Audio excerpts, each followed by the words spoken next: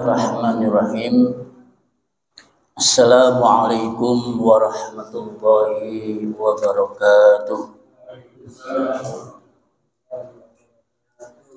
Alhamdulillahilladzi la ilma lana illa ma 'allamtana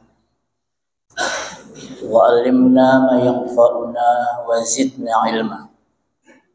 Rabbi shrah li sadri wa yassir li amri wahlul 'uqdatam min lisani yafqahu qawli.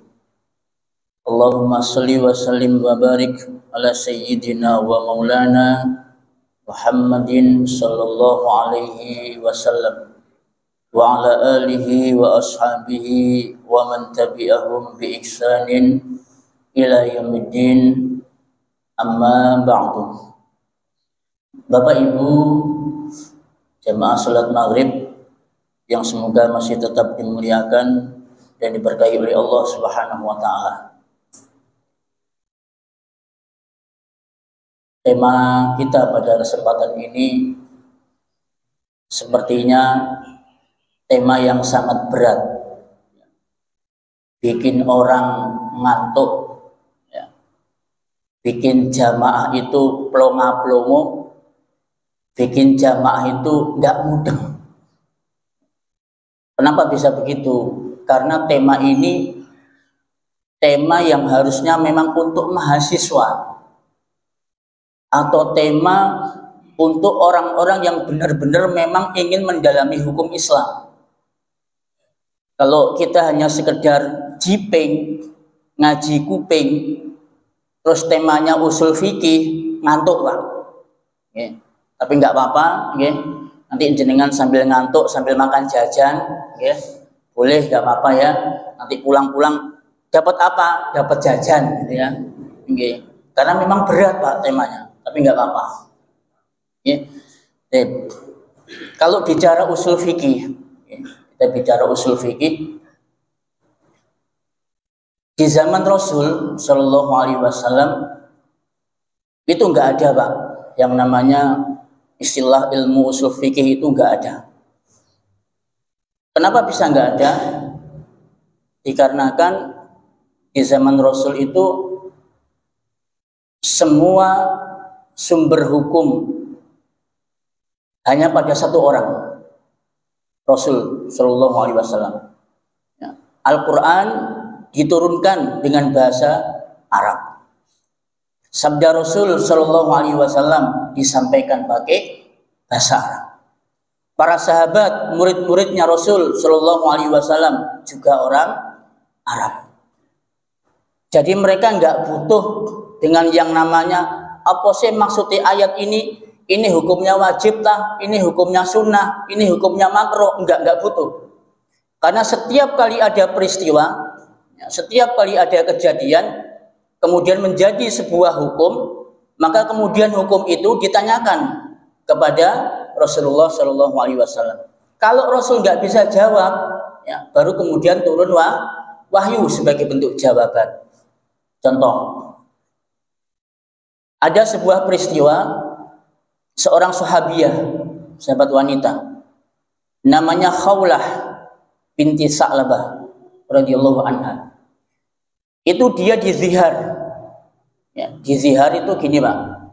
Ada suami bilang sama istrinya, "Dek, punggungnya sampean itu koyok gegeri ibuku. Ya, punggungnya sampean itu seperti punggung ibuku." Itu namanya zihar Pak. Nah, ini kejadian. Ya, Khawlah binti Sa'labah dizihar sama suaminya, Aus bin Somit radhiyallahu anhu. Aus mengatakan sama istrinya, "Tak delok-delok iki gegermu kok kayak gegeri ibuku deh." Begitu Pak. Langsung mendengar ucapan suaminya ini membuat Khawlah gelisah. Waduh, ini ya apa kayak begini? Hukumnya bagaimana ini? Apa saya ini statusnya sudah ditalak sama suami saya? Begitu Pak. Kemudian di tengah kebingungan ini, kemudian Khawlah mengadu kepada Rasul Shallallahu Alaihi Wasallam. "Ya Rasulullah, suamiku barusan mengatakan kepadaku, punggung saya ini seperti punggung ibuku. Gimana hukumnya?" Rasul nggak ngerti, Pak. Ini hukum baru ini. Sebentar, nunggu wahyu dulu. Ya. Tidak lama kemudian turun wahyu sebagai bentuk jawaban dari sebuah hukum. Surat Al-Mujadalah ayat 1 sampai 4. Ya. Qad sami'allahu qaulal lati tujadiluka fi zawjiha wa tashtaki ila Allah. Wallahu yasma'u tahawurakuma. Allah telah mendengar keluhan seorang wanita kepadamu tentang suaminya, dan Allah mendengar pembicaraan kalian berdua. Ya. Alladzina yuzahiruna minkum min nisaihim, yaitu orang yang telah menzihar di antara kalian dari para istrinya. Ya, mahunna ummahatihim, dia mengatakan bahwasanya punggung dia itu seperti punggung ibunya. In ummahatuhum illallahi waladnahum, padahal ibu-ibu mereka itu adalah yang melahirkan mereka. Wa innahum la yaquluna munkaram binal qawli wa zura. Ya, dan sesungguhnya mereka itu mengucapkan kalimat ucapan yang mungkar dan ucapan yang dusta. Ya. Itu, Pak. Kemudian turun ayat yang ketiga. Ya. Bagaimana kalau misalkan suami yang sudah terlanjur mengucapkan seperti itu, ya, kemudian mau balik sama istrinya, mau berhubungan sama istrinya. Ya. Allah jawab lagi, alladzina yaquluna, ya, alladzina yauduna lima qalu fatahriru raqabah. Adapun orang-orang yang ingin kembali berhubungan dengan istrinya, kemudian mencabut perkataannya tadi, nggak jadi menziar istrinya, fatahriru raqabah, maka hukumannya, dendanya adalah membebaskan budak. Dan seterusnya, Pak. Kalau nggak punya budak, dia harus puasa 2 bulan berturut-turut. Kalau nggak bisa puasa 2 bulan, maka dia memberi makan 60 orang miskin. Nah, itu contoh. Itu contoh bagaimana sebuah hukum di masa itu nggak butuh yang namanya ilmu usul fikih. Nggak butuh. Semua jawabannya itu ada pada wahyu. Semua jawabannya ada pada sabda Rasul Shallallahu Alaihi Wasallam. Oke, selesai. Nah, setelah Rasulullah Shallallahu Alaihi Wasallam meninggal dunia, gantilah generasi sahabat. Ya. Apa generasi sahabat sudah ada ilmu usul fikih? Belum juga. Ya. Karena di masa sahabat itu yang namanya Al-Quran sama hadis itu sudah paten. Ya. Para sahabat sudah menerima wahyu dengan sempurna 30 juz, ya, bahasanya dengan bahasa mereka. Kemudian sumber hukumnya pun juga mereka sudah tahu dari Rasulullah Shallallahu Alaihi Wasallam. Maka ketika datang suatu peristiwa, satu kasus, mereka nggak butuh lagi tanya, ya, nggak butuh lagi pertanyaan. Karena di antara para sahabat itu ulama semua, Pak. Abdullah bin Mas'ud ulama, Abdullah bin Abbas ulama, Abdullah bin Umar ulama, Abu Bakar As-Siddiq ulama, Umar bin Khattab ulama. Mereka semuanya adalah ulama-ulama senior para sahabat. Jadi kalau ada kasus hukum, mereka nggak butuh, Pak. Ya. Ada satu peristiwa. Saya kasih contoh. Kalau pas sahabat itu nggak butuh ilmu usul fikih, Pak. Suatu ketika ulama senior dari para sahabat itu duduk-duduk, ya, sedang musyawarah membicarakan sesuatu. Di situ nggak ada Abdullah bin Abbas. Ya. Abdullah bin Abbas itu seorang anak muda, ya, tapi otaknya cemerlang, brilian, ahli tafsir. Ya, nggak ada di situ, Pak. Kemudian ada Umar bin Khattab radhiyallahu an, lihat, loh mana Abdullah bin Abbas kok nggak ada? Ya, nggak kita ikutkan, dia kan masih anak muda, kita kan sudah sepuh-sepuh semua, sudah berumur, ya nggak pantas lah kumpul sama kita. Langsung kemudian Umar ngetes, oke, kalau begitu, coba siapa di antara kalian yang mampu menafsirkan ayat ini, surat An-Nasr, Idza jaa nasrullahi wal fath, ya. Wa ra'aitan nasa yadkhuluna fi dinillahi afwaja, sampai selesai. Siapa di antara kalian yang bisa? Ada yang mengatakan, oh itu maksudnya, ya, Rasul akan melakukan fathu Mekah. Ada yang lain mengatakan itu maksudnya ayatnya adalah bahwasanya orang-orang Islam, ya, seluruh manusia akan masuk ke dalam agama Islam secara berbondong-bondong. Begitu, banyak yang berbeda. Enggak. Kayaknya enggak gitu deh maksudnya. Apa? Panggil Abdullah bin Abbas. Dipanggil, Pak. Begitu Abdullah bin Abbas dipanggil, ditanya, ya ibna ammi Rasulillah, wahai anak paman Rasulullah, apakah betul maksudnya ayat itu An-Nasr sebagaimana yang dikatakan oleh teman-teman kita tadi? Kata dia, enggak. Maksudnya enggak kayak gitu. Maksudnya ayat itu adalah bahwasanya sebentar lagi ajalnya Rasul Shallallahu Alaihi Wasallam sangat dekat. Nah, langsung Umar, aku setuju sama ini. Coba.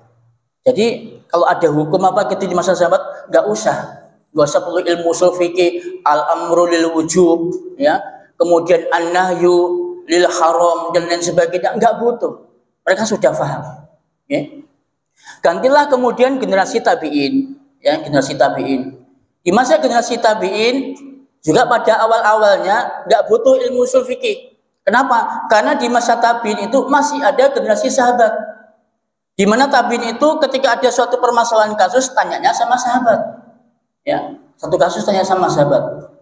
Barulah kemudian di akhir-akhir masa tabiin, ya, Islam sudah mulai meluas di semenanjung Afrika, kemudian Eropa, ya, kemudian Asia, kemudian di situ terjadi percampuran antara orang Arab dengan yang bukan Arab, ya, yang bukan Arab nikah sama orang Persia. Yang Arab nikah sama orang Afrika, orang Mesir. Yang bukan Arab, ya, yang Arab nikah dengan orang-orang Irak, misalkan begitu. Terjadi percampuran. Disitulah kemudian bahasa Arab sudah mulai terkontaminasi yang dengan bukan bahasa Arab. Nah, kemudian ditambah lagi dengan percampuran budaya, campuran budaya, adat istiadat dan seterusnya. Ya, kemudian tersebarnya hadis-hadis palsu di masa itu, Pak. Ya. Akhirnya apa ya? Sampai yang namanya hadis palsu itu luar biasa, Pak, di masa itu. Ya. Ada yang fanatik dengan mazhab gitu ya, keluarkan hadis palsunya.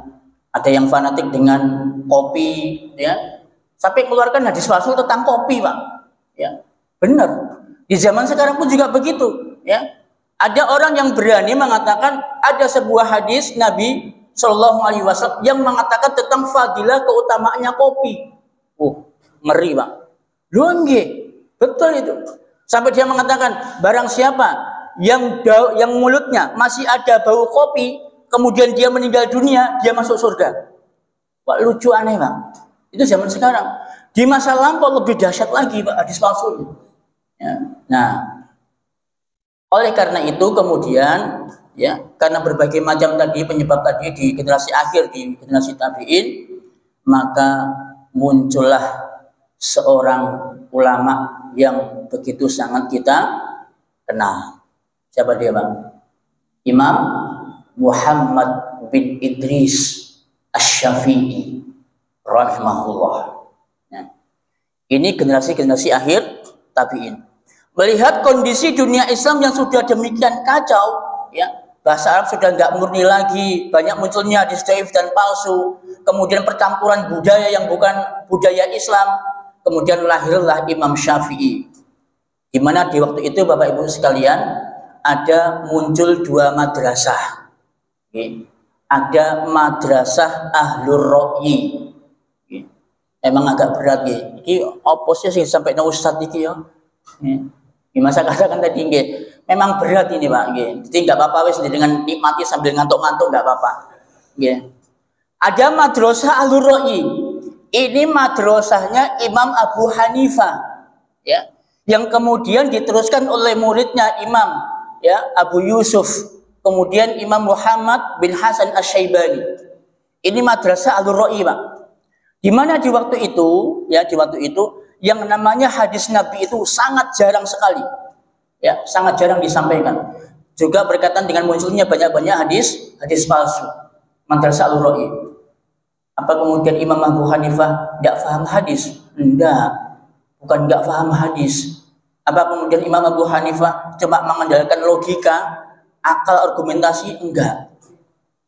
Ternyata ada sebabnya, Pak. Ada sebabnya. Ya. Kenapa sampai muncul madrasah Ahlur Ra'yi? Nanti kalau jenengan benar-benar ingin menjalani hukum Islam, jenengan akan tahu kenapa bisa munculnya madrasah Ahlur Ra'yi Imam Abu Hanifah. Ya, itu dikarenakan Imam Abu Hanifah benar-benar sangat selektif dalam menilai hadis. Beliau takut ketika menyampaikan hadis atau mengambil hadis, ternyata hadis itu hadis palsu. Makanya beliau kemudian lebih memilih ini, logikanya, akalnya. Nah, kemudian ada juga madrasah ahlul hadis, Imam Malik bin Anas. Ini ada di Hijaz, Pak, Mekah, Madinah.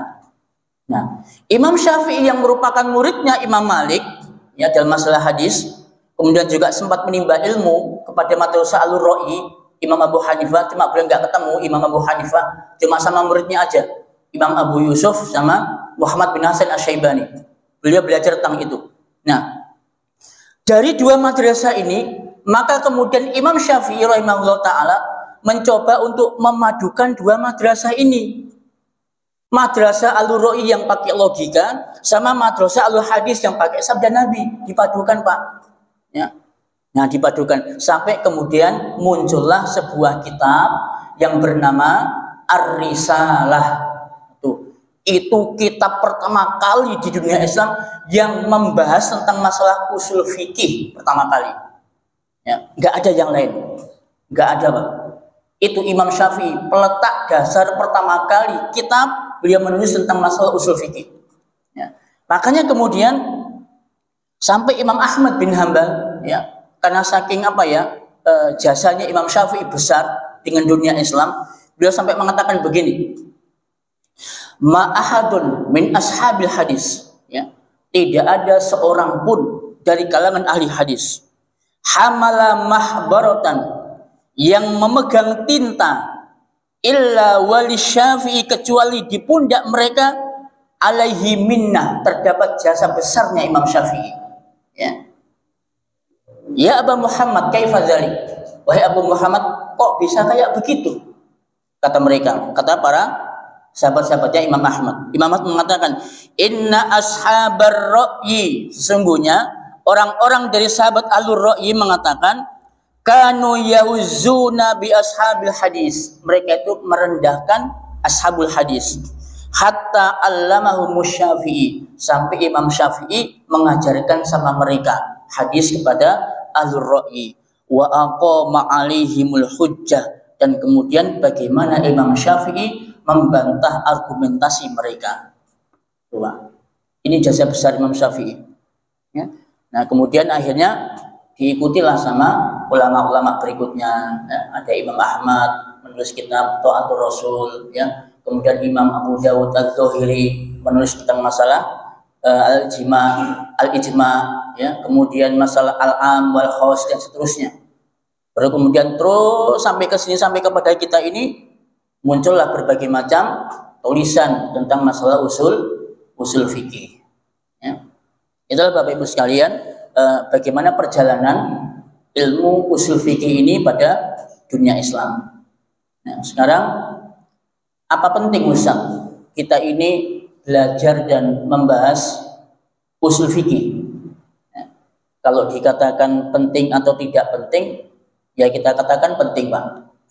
Terutama bagi kita, ya, yang benar-benar ingin mengamalkan ajaran Islam itu dengan sumbernya yang asli, Al-Quran, Sunnah, Ijma, Qiyas, pakai kitabnya ulama.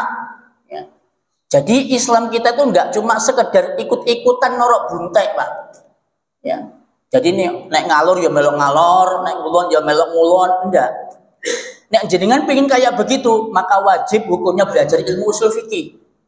Tapi nek jenengan cukup sing ya model-model jiping gitulah ya, ngaji kuping, ya ada pengajian ya ikut, nek ketok halal yo dilakoni, sing haram yo ditinggalno, misalkan begitu, tidak perlu belajar ilmu usul fikih. Yo penting sholat 5 waktu jamaah ning masjid, yo poso Senin Kemis, poso Daud, ya poso Arafah dan sebagainya. Kalau jenengan pengen kayak gitu tok, ya nggak perlu belajar ilmu usul fikih. Jenengan cukup tanya sama Ustadz Sigit, ya cukup tanya dengan Pak Haji, cukup tanya dengan beberapa teman yang mungkin sudah paham masalah hukum Islam, cukup kayak begitu, ya. Nah, tapi kalau jenengan pengen tidak sekedar norok buntek, ya ingin beramal dalam Islam itu benar-benar sumbernya yang asli, maka wajib belajar ilmu usul fikih, ya supaya jenengan nanti gini dalam berislam itu, oh iki yo dalile mazhab Syafi'i tentang masalah qunut subuh. Oh, dalilnya mereka ilmu usulnya gini. Oh, ini ya dalilnya mazhab Hambali sama mazhab Hanafi yang mengatakan qunut subuh itu bid'ah. Oh, ini ya ilmu usul mereka. Nah, kalau begitu Pak, jangan perlu belajar itu. Kan? Nah, kapan belajar itu? Nah, kalau kita sih kalangan-kalangan pekerja ini kayaknya sulit nih. Mau masuk pesantren sudah kasep. Mau masuk pesantren sudah kasep umur, dua anak, dua bojo, dua pekerjaan, nggak mungkin lah kayak begitu. Ya coba ikut kelas-kelas online gitu ya.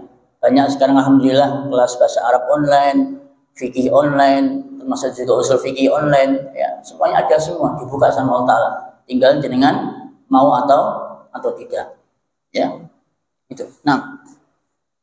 Kemudian bagaimana pentingnya ilmu usul fikih ini dalam dunia Islam? Yang pertama, pentingnya ilmu usul fikih bagi dunia Islam adalah sebuah metodologi dalam rangka memahami Al-Quran dan Sunnah dengan benar. Itu pentingnya pertama, sebuah metodologi cara untuk memahami Al-Quran dan Sunnah dengan benar. Saya kasih contoh. Al-Quran ayatnya bunyinya begini. Aqimus sholah wa atuz zakah. Dirikanlah sholat dan tunaikanlah zakat. Saya tanya sama jenengan.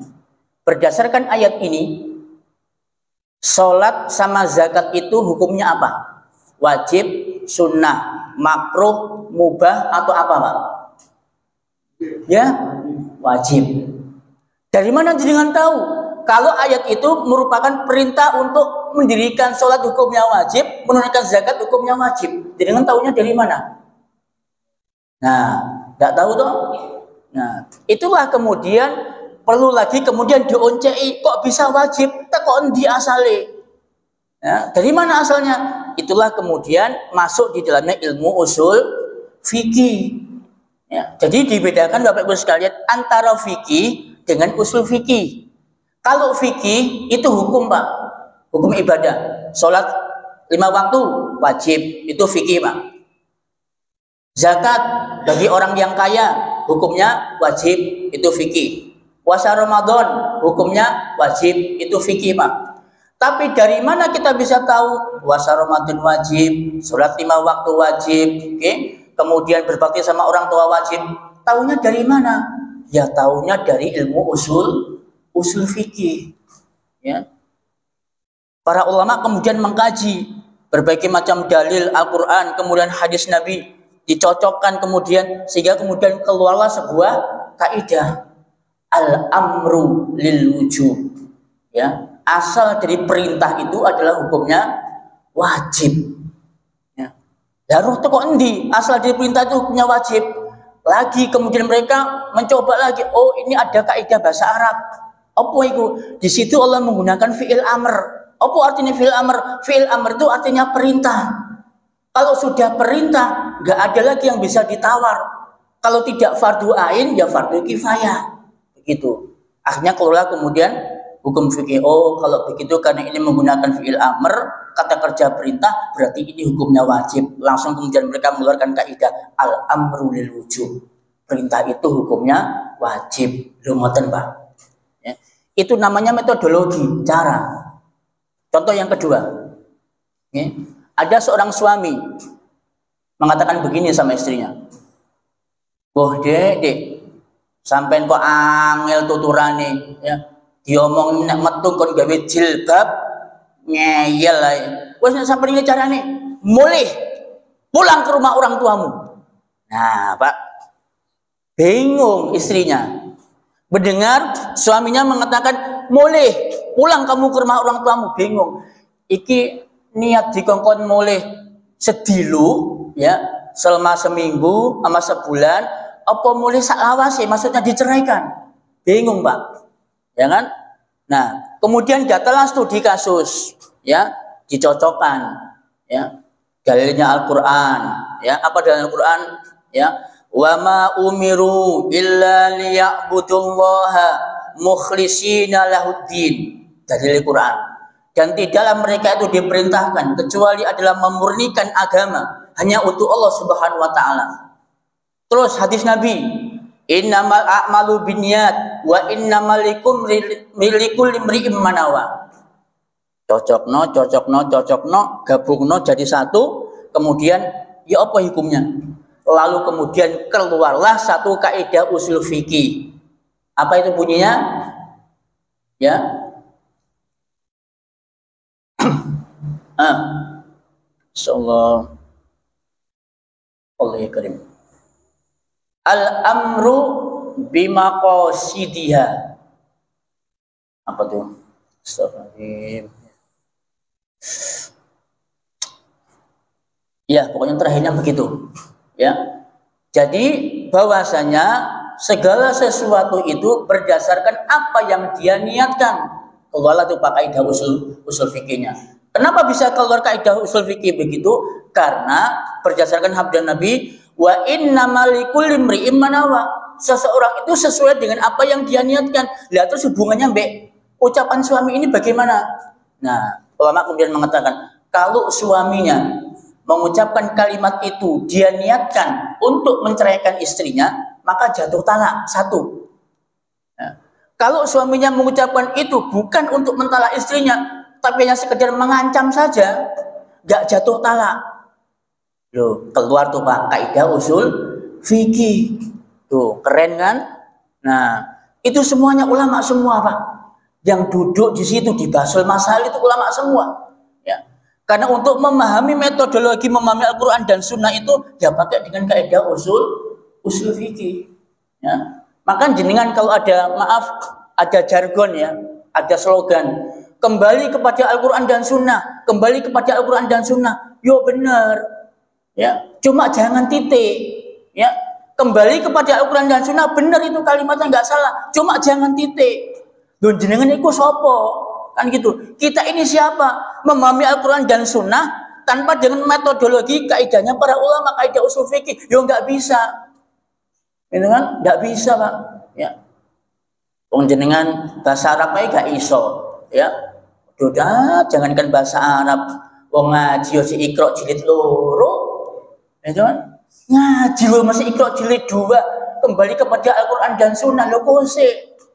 Ya, antum mateng dulu ngajinya sampai lekoh, belajar bahasa Arab, ya, barulah kemudian seperti itu, kembali kepada Al-Qur'an dan Sunnah.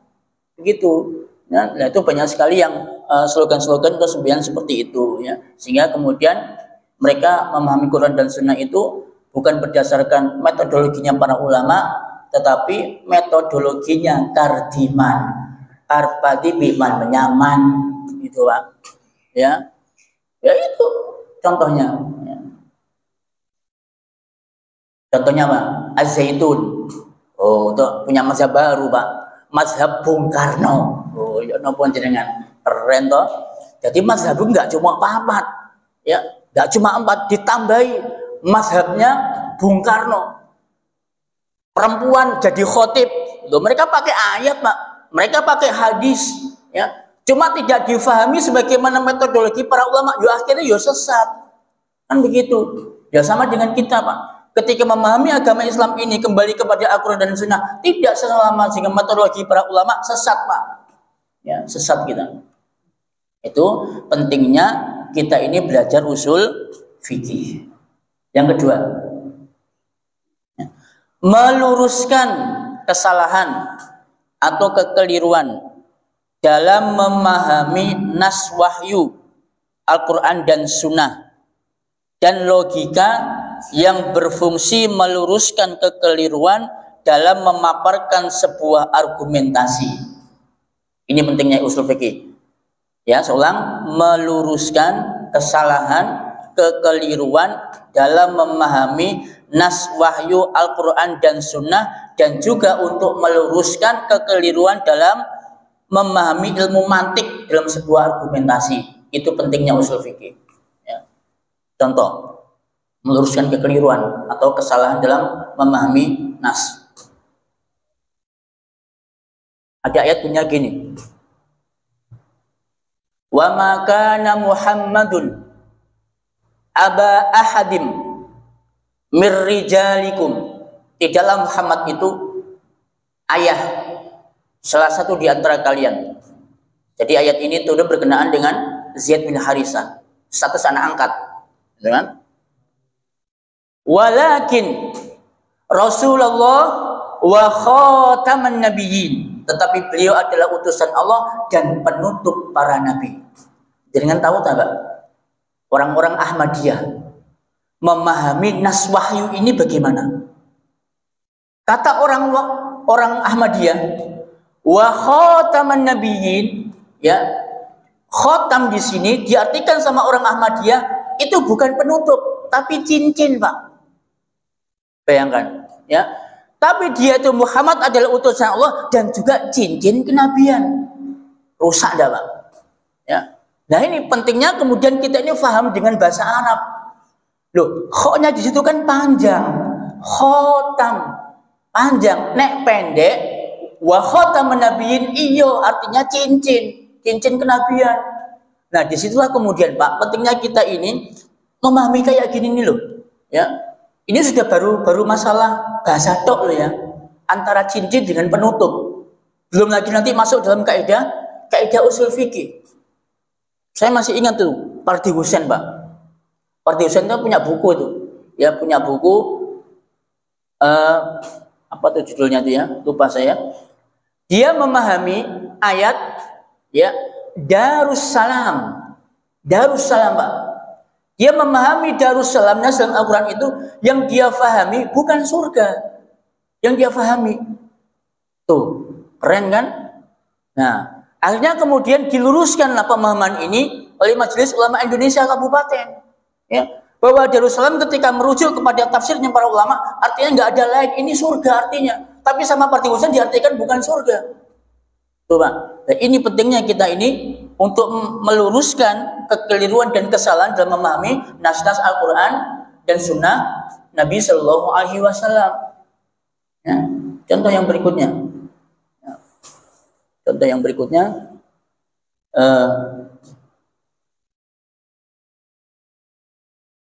Allah Subhanahu wa taala berfirman, "Ya ayyuhalladzina amanu shallu alaihi wa sallimu taslima." Ya. Innallaha wa malaikatahu yusalluna 'alan nabi. Ya ayyuhalladzina amanu shallu alaihi wa sallimu taslima. Ini ayat tentang apa, Pak? Selawat, kan? Perintah bagi kita untuk bersolawat kepada Nabi Shallallahu Alaihi Wasallam. Oke? Nah, perintah untuk bersolawat ini ya opo, kan begitu. Kemudian para ulama mengumpulkan, ya, dalilnya Al-Quran ini tentang masalah solawat, dalilnya hadis Nabi Shallallahu Alaihi Wasallam kemudian tentang solawat, riwayat para sahabat tentang ketika mereka dalam bersolawat, dikumpulkan jadi satu blok, ya. Kemudian jadilah menjadi sebuah sumber hukum bahwasanya solawat yang diajarkan oleh Nabi dan para sahabatnya itu bunyinya begini: Allahumma sholli ala Muhammad wa ala ali Muhammad kama sholaita ala Ibrahim wa ala ali Ibrahim, dan seterusnya sampai innaka Hamidum Majid. Oke? Nah, ayat ini kemudian juga hadis Nabi Shallallahu Alaihi Wasallam untuk meluruskan kesalahan dan kekeliruan dari orang-orang yang mencoba untuk membuat solawat-solawat inovasi, ya, solawat inovasi yang bahkan masya Allah, ya, solawat itu isinya, ya, itu ditengarai mengandung kesyirikan, permohonan kepada Nabi Shallallahu Alaihi Wasallam. Nah, barulah kemudian muncullah satu hukum bahwasanya sholawat ini ojo sampai diamalkan.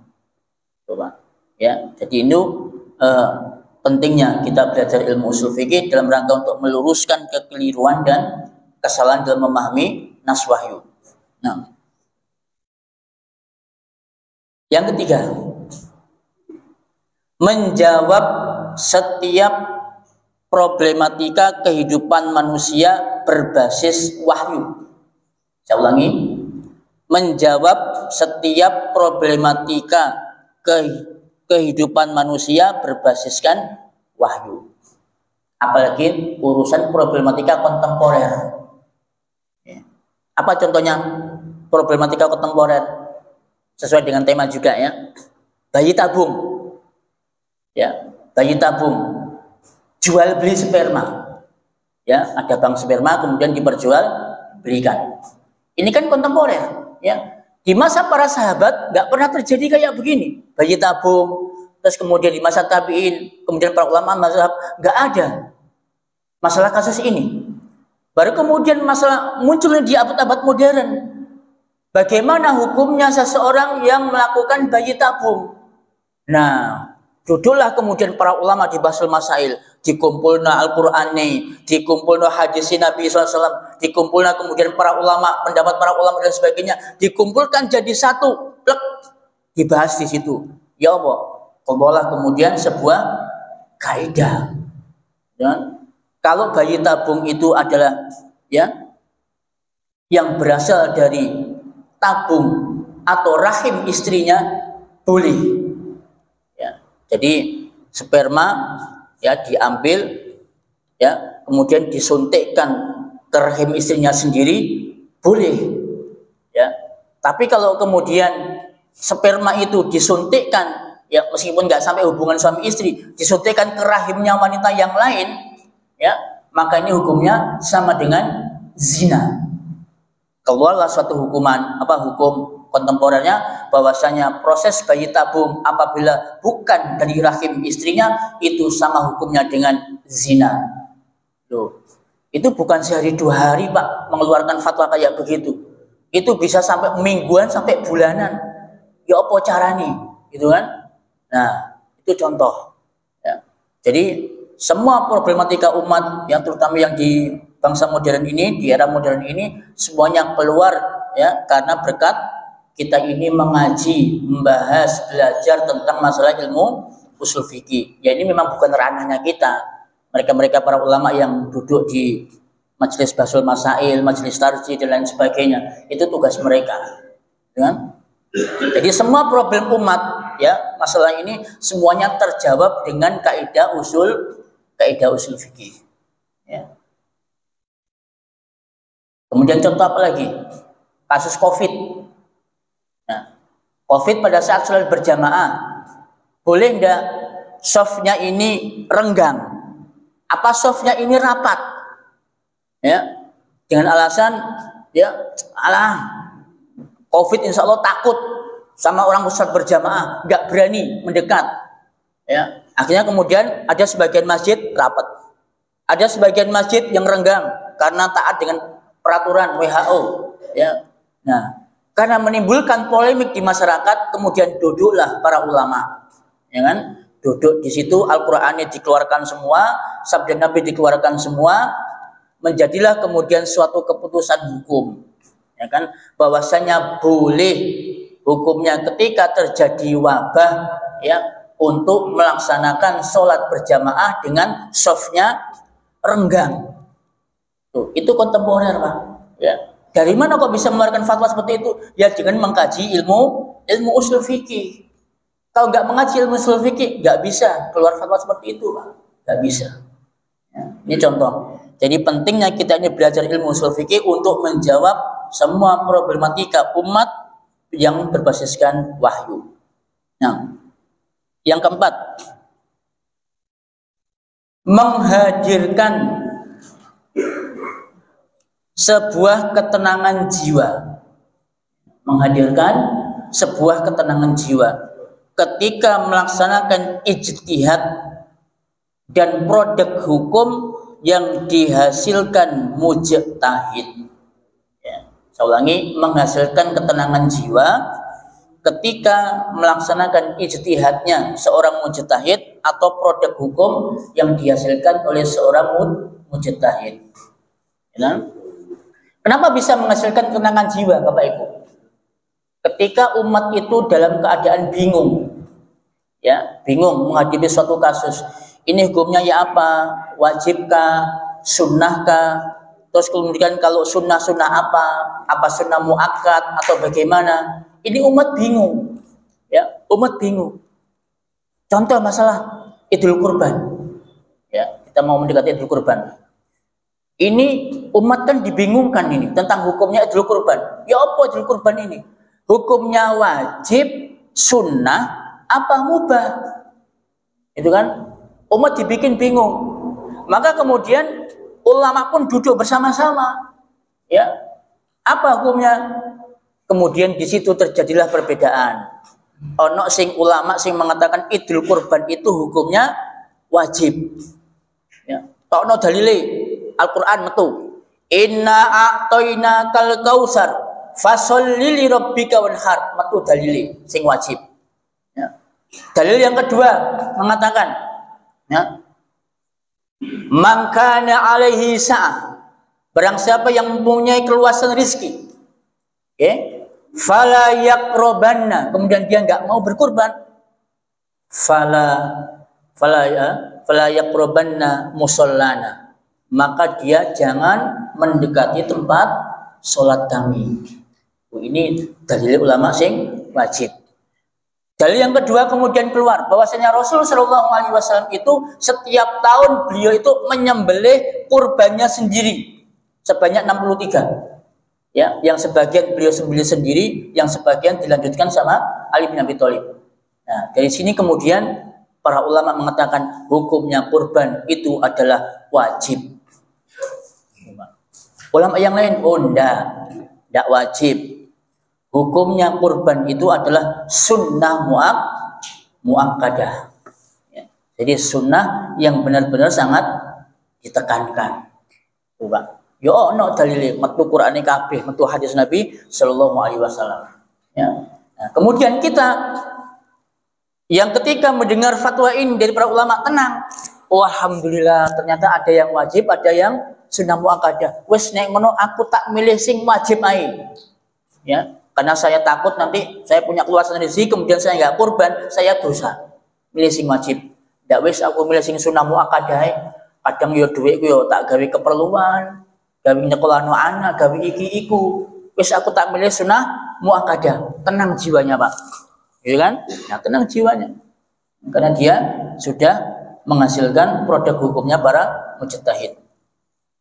Yang kelima, menambah pahala dalam mengamalkan produk ijtihad ulama. Ya, menambah pahala dalam mengamalkan produk ijtihad ulama. Karena hasil ijtihad ulama itu adalah merupakan sumber hukum Bapak Ibu. Sehingga kalau kita mengamalkan ijtihadnya ulama, ya kita dapat pahala insyaallah. Ya kan? Sebagaimana sabda Nabi sallallahu alaihi wasallam, "Idza hakamal hakimu fajtahada fa asaba falahu ajron." Kan? Ada seorang hakim, kemudian dia berijtihad, kemudian dia benar dengan ijtihadnya, dapat 2 pahala. Wa idza akhta'a, kalau dia itu salah, maka dia dapat fa ajrun wahidun, maka dia dapat 1 pahala. Nah, berarti kita yang mengamalkan ijtihadnya ulama Syafi'i misalkan, andaikan ulama Syafi'i salah, tetap dapat pahala 1 kita, Pak, karena mengikuti mereka.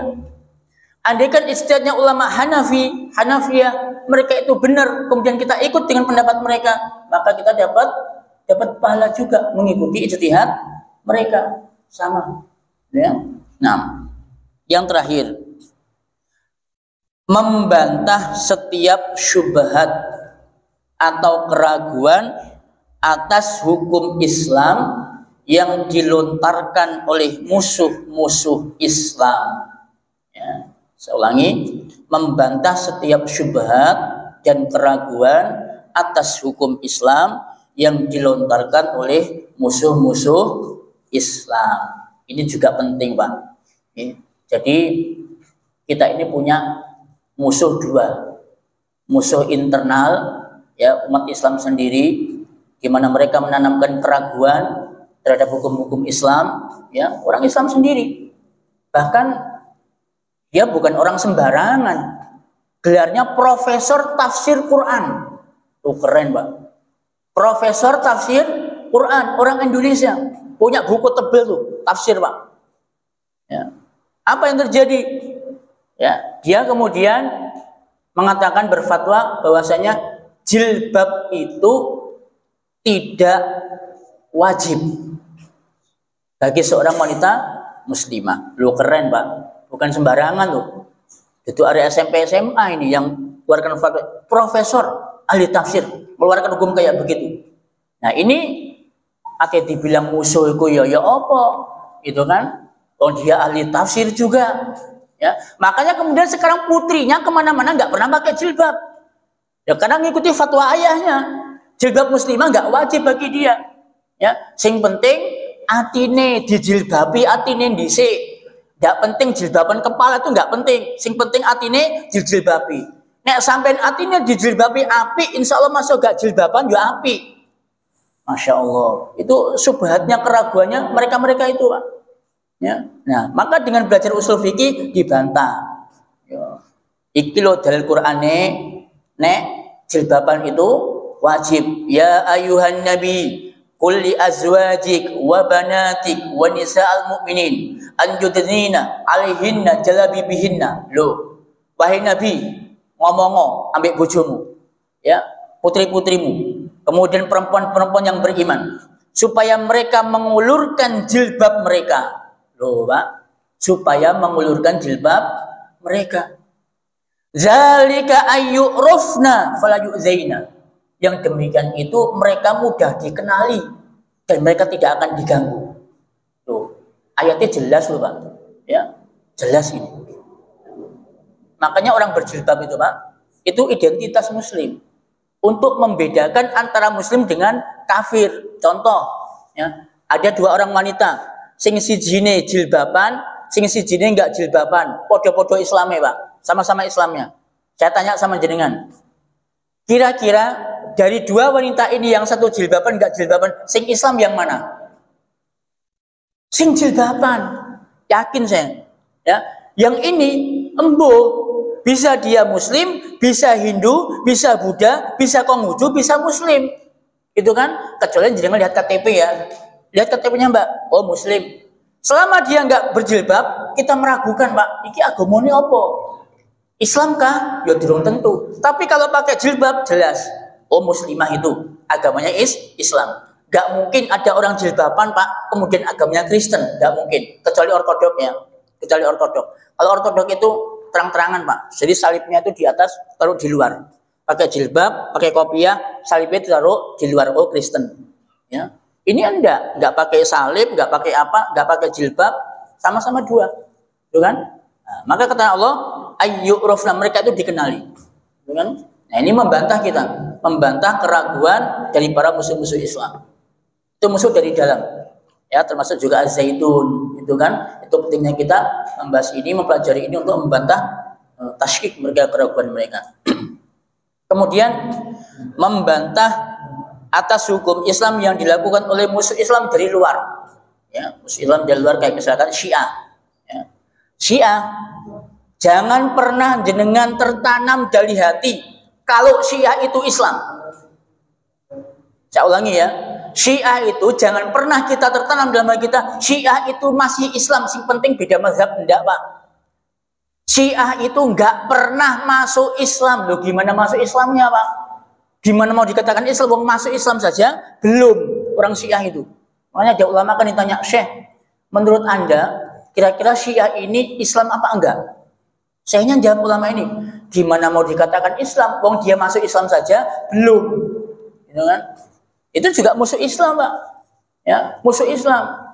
Mereka pun juga mengeluarkan ayat-ayat Al-Quran dan hadis-hadis Nabi Shallallahu Alaihi Wasallam untuk membenarkan pemikiran mereka. Maka kita sebagai seorang muslim dengan kaidah usul fikih ini bantah mereka. Ya, musuh-musuh Islam itu dari luar, Syiah, Ahmadiyah, contohnya. Ya, punya lagi, siapa lagi? Orang-orang takfiri, khawarij, ya, dan lain sebagainya. Ya, itu adalah musuh-musuh Islam Ahlussunnah wal Jamaah. Maka dengan mempelajari usul fikih ini kita bisa membantah keraguan yang dilakukan oleh musuh-musuh Islam baik dalam maupun luar. Nah, jadi mungkin ada sisa waktu Ada pertanyaan atau sesuatu yang mau disampaikan, dipersilakan.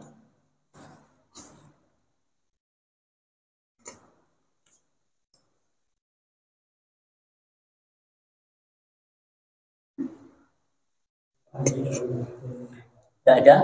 Alhamdulillah. Selanjutkan ya. Baik. Bapak Ibu kaum muslimin yang semoga dirahmati dan diberkahi oleh Allah Subhanahu wa taala. Lalu kita ini sikap kita bagaimana nih Ustaz terhadap kasus atau problematika yang selama ini viral ya di tengah-tengah masyarakat kita, baik yang berkaitan dengan masalah akidah, masalah ibadah, atau masalah muamalah dan seterusnya. Karena kita ini masih tarafnya awam, atau dalam bahasa usul fikih itu kita namanya muqallid, orang yang taklid, kan? Maka kita diperbolehkan untuk taklid kepada seorang tokoh agama atau seorang ulama. Saya ulangi ya. Jadi taklid itu Bapak Ibu semuanya tidak mesti hukumnya haram. Ya. Kan selama ini kita mendengar haram hukumnya untuk taklid, apalagi sampai taklid buta. Taklid kepada organisasi, taklid kepada kiai, taklid kepada ustadz, taklid kepada ulama, itu haram hukumnya. Lu jari sopo. Dengan hat sini, buktinya mana? Kalau taklid kepada ulama, kepada kiai itu hukumnya haram. Tidak haram selama kita ini memang tidak punya sandaran hukumnya, tidak punya dasar hukumnya untuk memahami Al-Quran dan Sunnah, maka kita boleh taklid, Pak. Boleh taklid jenengan. Contoh, jenengan nggak tahu tentang masalah beberapa yang berkaitan dengan masalah hukum kurban, misalkan, ya. Dalil Quran yo ndak iso, maca yo sik gegeen, gitu ya.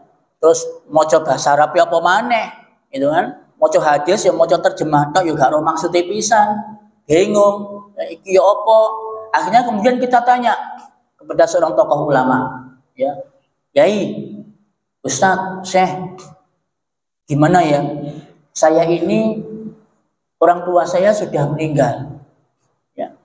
Terus kemudian saya ini mau berkurban, boleh enggak kalau dalam kurban saya itu orang yang sudah saya yang meninggal itu saya ikutkan pahalanya? Boleh enggak orang yang meninggal ini kemudian pahala juga ikut Yai? Nah, Yainya ya sesuai dengan ilmu yang dia pahami, ya, yang dia miliki, dia mengatakan boleh, ya. Jadi orang yang meninggal dunia itu boleh untuk diikutkan pahalanya dalam ibadah kurban. Apalagi kalau kemudian sampai ulamanya ini mengutip ayat Al-Quran, mengutip hadis Nabi. Karena Rasulullah Shallallahu Alaihi Wasallam itu bersabda, ini plek, nah, marem jenengan, oh ngoten Yai, iya.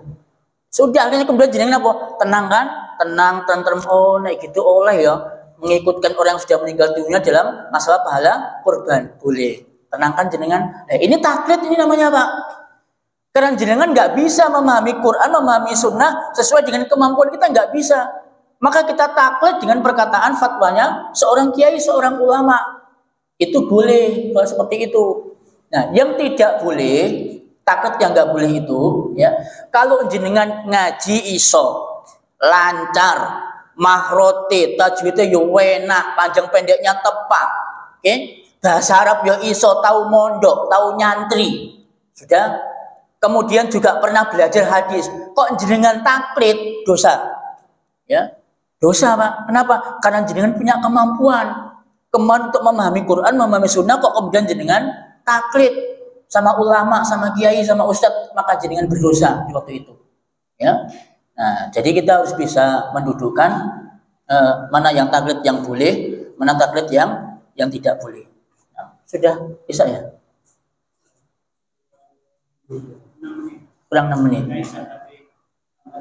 Tambah 6 menit lagi ya. Jadi itu masalah taklid nih Bapak Ibu semuanya. Jadi inilah ya. Jadi kalau kita ini semakin sering ngajinya, semakin sering baca bukunya, semakin sering mutolaah kitabnya, maka kita tidak akan pernah terburu-buru, Pak, memvonis suatu hukum, menghukumi suatu kasus, ini enggak boleh, ini haram, ini halal. Ya contohnya kayak tadi itu, ya taklid selama ini kita pahami, oh taklid itu enggak boleh taklid sama kiai, enggak boleh taklid sama ustadz, ngikuti Quran, ngikuti sunnah, iya bener kose, kan begitu. Ya selama dia enggak bisa memahami Quran sunnah, ya harus taklid, kan begitu. Itu contoh dalam kehidupan kita begitu. Ya, jadi enaklah kalau kita seperti ini, ya berislam kita, insya Allah nggak akan jadi apa ya, kayak perpecahan, ya pertikaian di antara sesama Muslim itu nggak akan terjadi, dan juga nggak akan pernah terjadi pembubaran pengajian, nggak akan pernah terjadi. Kalau antara sesama Islam ini faham usul fikih, tuh, faham tafsir, faham Quran, faham hadis, insya Allah nggak ada, Pak, yang namanya pembubaran pengajian tuh nggak ada. Kenapa terjadi pembubaran pengajian? Yo karena masing-masing pihak ini nggak paham usul fikihnya, nggak paham Qur'annya, nggak paham hadisnya. Ya, contoh yang menggelar pengajian, ya mengatakan qunut subuh itu bid'ah berdasarkan hadis Nabi Shallallahu Alaihi Wasallam. Ya, man ahdasa fi amrina hadza ma laysa minhu fa huwa raddun, man amila amalan laysa alaihi amruna fa huwa raddun. Titik, Pak, ya kan, titik. Dia kemudian nggak diteruskan. Akhirnya kemudian audien yang memahami ini, aduh, aku selama ini kan ngakoni kunut subuh, gitu kan? Dunia aku kunut subuh berarti bid'ah. Waduh, sesat mlebu neraka. Bahaya ini, ya kan?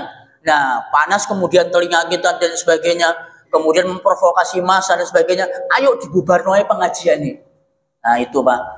Padahal ustadz yang berpemahaman demikian itu bukan dari dirinya, enggak. Beliau mengeluarkan fatwa dari mazhabnya Hambali. Inilah mazhab Hambali mengatakan kunut subuh itu bid'ah. Inilah mazhab Hanafi mengatakan kunut subuh itu bid'ah. Cuma beliau itu enggak lengkap aja gitu loh dalam menjelaskan. Nah, terus kemudian yang melakukan kunut subuh gimana? Ya wes, itu difahami. Oh, berarti yang mengatakan kunut subuh bid'ah itu dia berdasarkan pendapatnya mazhab Hambali sama Hanafi. Ya wes, selesai. Kan gitu, bisa difahami kayak begitu. Oh, tidak apa-apa berbeda pendapat, jarno wes. Kan nggak usah dibubarkan pengajiannya. Kan begitu. Dan jenengan melok mazhab Syafi'i sama Maliki. Maliki sunnah, Syafi'i juga sunnah. Cuma bedanya kalau Maliki itu sebelum ruku, sebelum i'tidal, kalau Syafi'i setelah i'tidal. Mereka semuanya sama-sama sunnah. Jenengan pakai yang ini, yo wes lakoni, amalkan. Itu kunut subuh jenengan. Ya, nggak usah bubarno pengajian. Kan begitu enak kan, Pak, kayak begini. Masing-masing orang sudah punya hujah masing-masing. Diamalno ya ayo sesuai dengan sunnah. Enak, Pak. Nggak ono pembubaran pengajian, nggak ada persekusi para ustadz, para ulama. Enak, Indonesia ini damai. Ya. Nah, berhubung karena ya nggak tahu juga, Allah alam, apa ini termasuk operasi intelijen juga, Allah alam juga ya, kita nggak tahu. Emang sengaja dipelihara begitu supaya Indonesia chaos. Ya, nggak tahu juga kita. Ya, yang penting itulah yang perlu kita pahami bersama. Ya, jadi jangan sampai di kabupaten ini ya ada persekusi, pembubaran pengajian hanya karena perbedaan pendapat para ulama. Ya, nggak usahlah kayak begitu. Itu anak kecil kayak begitu, Pak, bukan orang Islam yang dewasa. Ya, nah itu saya kira kajian kita pada kali ini. Mohon maaf atas segala kesalahan dan kekurangan. Wa akhiru da'wana alhamdulillahirabbil alamin. Subhanakallahumma wa bihamdika asyhadu an la ilaha illa anta astaghfiruka wa atubu ilaik. Assalamualaikum warahmatullahi wabarakatuh.